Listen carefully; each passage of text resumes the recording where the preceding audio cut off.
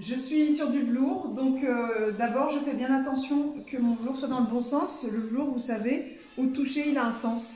Soit il est vraiment doux d'un côté, soit il est rêche de l'autre côté. Donc j'aime bien mettre le côté doux plutôt dans ce sens-là, à l'inverse de quand c'est un pantalon où on fait dans l'autre sens.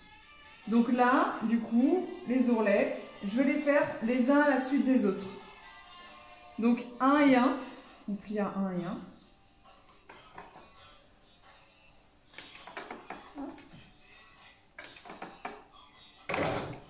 Je me fais un petit point d'arrêt.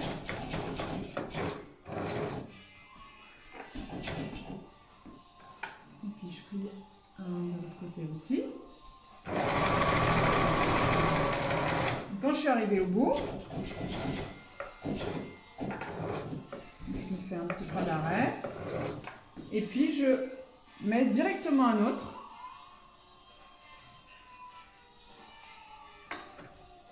Collé. Et j'enchaîne directement. Ce qu'on appelle la technique en chapelet, c'est pour gagner du temps, du fil.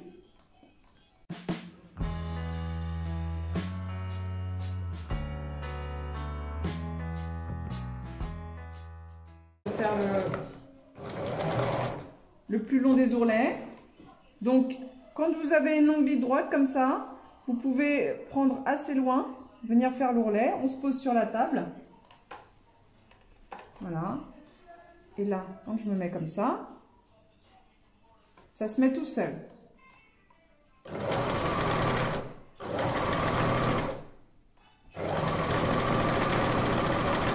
Voilà. Pareil pour aller jusqu'au bout. Hop.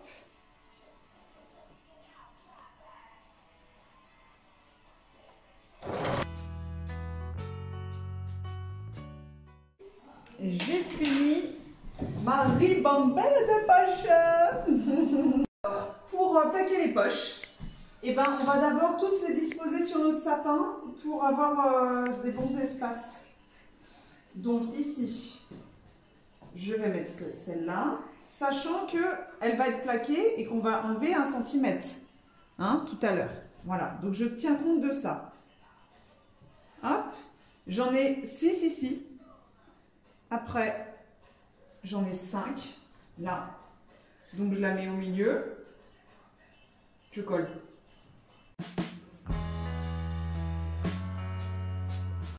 Voilà. Après, j'en ai 4 ici. Bon, vous pouvez mesurer, hein. Il n'y a pas de problème si vous avez besoin. Ici, j'en ai 3. J'ai fait en sorte qu'il y ait une poche en haut, 2, 3, 4, 5, 6. Voilà. Hop, ici, les 2. Et là, celle qui est toute seule. Alors, une fois que vous avez disposé toutes vos poches comme vous vouliez, donc celle-là, je les colle, hein, comme je vous ai dit tout à l'heure, parce qu'on va leur enlever 1 cm de chaque côté, donc il y aura un espace. Et bien, vous les épinglez. Alors ici, il faut que j'ai 3 cm en haut. C'est important. Pour la coulisse tout à l'heure. Hop, et je mets une épingle là. Si j'en mets 2 là, je vais pouvoir plaquer mes poches sans avoir à les bouger.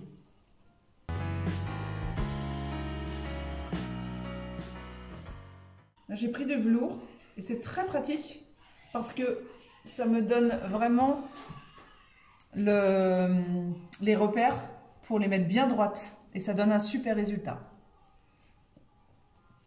Donc si vous avez un autre tissu qui n'a pas de ces rayures là, et ben peut-être que ça serait bien de tracer des petits repères partout.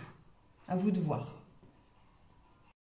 Ça y est, je viens de tout poser mes poches et de les épingler. Maintenant je vais pouvoir aller les plaquer à la machine. Alors, pour plaquer la poche, vous pliez à 1 cm. Et puis là, avec le velours, pour moi, c'est très simple parce que j'ai juste à respecter la droite. Donc je commence, je tiens mes fils comme d'hab. Et puis je fais un point d'arrêt au début. Ensuite, ben, je continue à plier jusqu'en bas. Pareil, j'ai du velours, c'est très pratique, je suis les côtes. Et là, je plie à 1 cm aussi.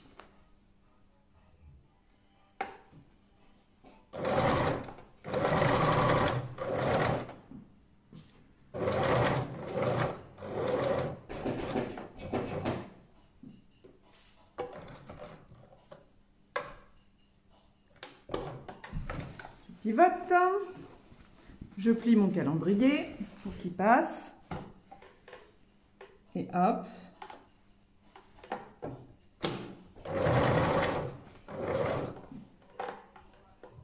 je replie de l'autre côté,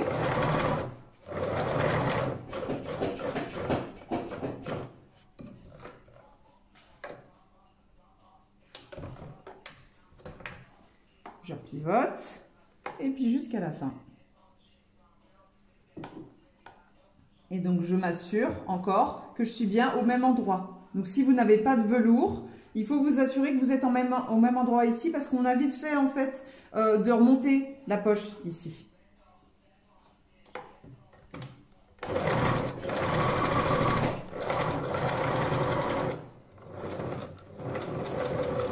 Et le point d'arrêt, très important, en haut de la poche.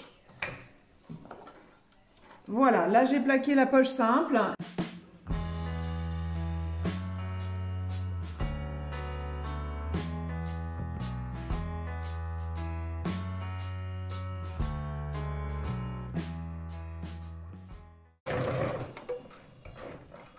Voilà, c'est juste que ici, quand je vais sortir, après je vais revenir faire une couture au milieu de la poche. Alors pour ça, je prends des repères de milieu.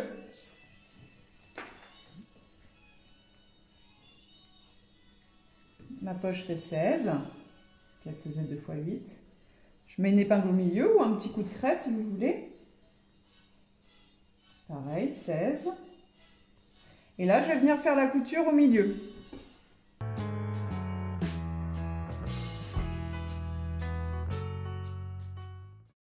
Quand vous avez fini de plaquer vos poches, c'est un peu long, hein, mais on y arrive. Et ben, on va s'occuper maintenant de faire le tronc avec la grosse poche plaquée par-dessus et puis les petites poches qui pendent à côté. Allez, donc c'est reparti pour de la coupe. Alors, maintenant, on va couper le tronc, donc le support de la grande poche et les supports des mini poches à côté. Et puis là-dedans, je vais faire les 2 mini poches et dans celle-là, la grande poche. Alors, au niveau des mesures, pour le tronc d'abord, il nous faut du 40 sur 20 cm. Donc, je vais avoir 20 cm en hauteur et 40 cm en largeur. Hop, ça va être le tronc que je vais après doubler. Et puis, maintenant, j'ai mes mini-poches. Elles font, enfin les supports de mini-poches, ça fait 8,5 sur 15. Donc, j'ai 15 en hauteur et j'ai 8,5 de large. Et je trace. Alors, je vais couper ma petite poche. Donc, je me mets à l'équerre. Je suis encore dans du velours, donc c'est facile. Je prends la côte.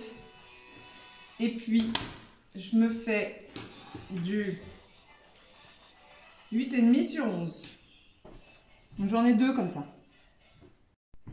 Là, je m'apprête à couper ma grande poche. Mais comme le tissu est fin, je vais la doubler. Donc, pour la doubler, soit je la double suivant l'espace dans mon tissu dans la longueur, soit je la double dans la hauteur. Si je la double dans la longueur, je vais avoir 12 cm de haut sur 32 cm de large. Moi, c'est ce que je vais faire. Et si jamais pour vous, c'est dans la hauteur, ça sera 22 cm de haut et 17 cm de large. Voilà. Voilà. Allez, on coupe.